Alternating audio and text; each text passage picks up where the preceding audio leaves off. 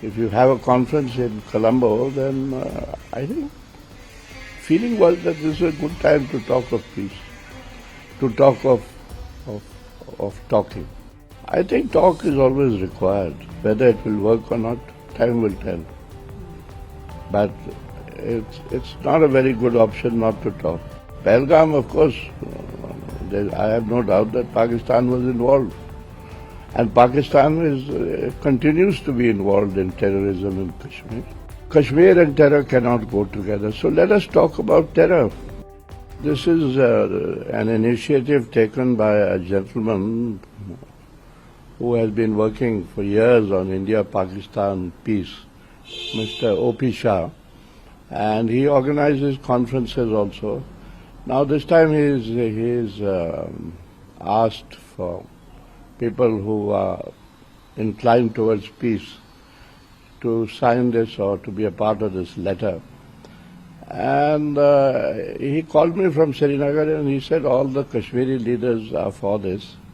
And what is your view? I said my view would be the same that, and you know, of late it seems, I mean, we are optimists, but it seems that the atmosphere is improving because the RSS leaders have spoken for peace, have spoken for, you know, talks between India and Pakistan. There was a conference, a Track 2 conference in Colombo recently, which was attended among others by Mr. Ram Madhav.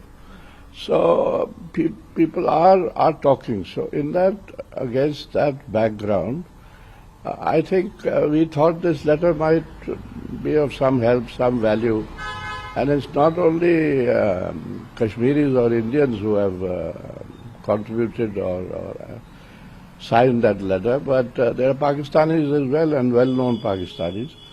There is Mahmood Kasuri Sahab, who has been foreign minister in Pakistan. Interestingly, there is also Qazi Ashraf Jahangir Qazi, who was the High Commissioner here in Delhi, Pakistan High Commissioner, when the Agra summit happened. And the Agra summit was worked between Qazi Sahab and Advani ji. It's a pity that that summit failed because I was then in the PMO and Mr. Brijesh Mishra told me that it had almost happened. To quote his exact words, he said, "वो तो होता रह गया, बदकिस्मती है." तो India Pakistan में बदकिस्मती है, but we still hope that you know, people will move forward, and this I have a lot of respect for Dr. Farooq Abdullah. And when O.P. Shah called me from Srinagar and said that Dr. Farooq is signing that letter, I said that I have no problem in signing it. I'll sign it. Whether anybody else signs it or not, I have, because he knows he is the tallest leader of Kashmir. He knows Kashmir. He also knows India and Pakistan. He knows this whole South Asia. And he has been saying for a long time that we need to have peace. So that is it. But the question is, sir, does hostility end with letters, or does it need back-channel trust first? Which comes first? What do you think? Now, this is which comes first or second doesn't matter. I don't think this letter that we have written or we have put our signatures to or whatever is going to make that much difference. It's only a question of adding to a sentiment which we feel there is now. Because when RSS leaders talk about talking to Pakistan, when Ram Madhav goes and attends a Track 2 meeting in Colombo, talks to Pakistanis, that means there is somewhere some people are thinking of talking to Pakistan. So if they are thinking, we thought we should also think. I don't think there's anything wrong in that. And the important thing here is the whole Kashmiri leadership has contributed to this letter. Whether it's Mehbooba, whether it's Dr. Farooq, whether it's Yusuf Tariq Amri, whether it's the Mirwais, whether it's the senior Lone, Bilal Lone, whether it's Muzaffar Shah. I mean, everybody from Kashmir has signed or this thing. So it matters, this peace or whatever it is, matters most to Kashmir. Because it is the Kashmiri who suffers most. You know, when Operation Sindoor happened, fortunately, Kashmir survived. But there were some attacks on Kashmir also at that time. So naturally the Kashmiri is concerned about this thing, that they are at the receiving end of all this. That is it. Even today, Mehbooba Mufti, she again said this thing, that we need to talk with the Pakistan So that's regarding what the peace. Mehbooba is saying, Yeah. or what Farooq is saying. I'm saying the same thing, or what the Mirwais is saying. You know, the Mirwais' office has put out a thing that the Mirwais Sahab has signed this thing for peace. But do you think is this genuine people-to-people pressure, or is there any strategic signaling behind it? I don't think there's any strategy. I don't think there's this thing. It's just a thought. As far as I'm concerned, that it's just a thought. That So, this is, I think we need to think on those lines, that's all. And the lead has been provided this time by the RSS. one question, sir. If Prime Minister Modi and Shehbaz wanted to respond to this later without looking soft, what one concrete step would you suggest to test trust but protect nation interest? I'm not expecting any response either from the Pakistan Prime Minister or Prime Minister Modi here. They have to take their own decisions. We are nobody to tell.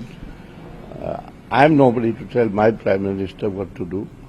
You know, this is just a sentiment that we are expressing together.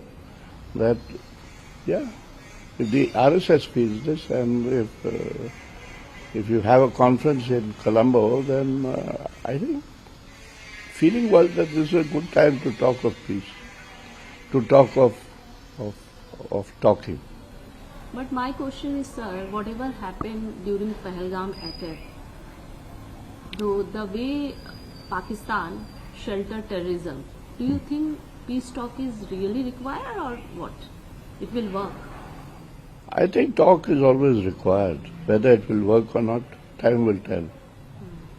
But it's not a very good option not to talk. Pahalgam, of course, I have no doubt that Pakistan was involved.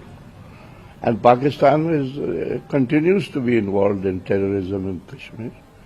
That also is there. But point is, unless you talk to somebody, and most of the talking generally in diplomacy also is done with, you talk to your enemies first to make peace.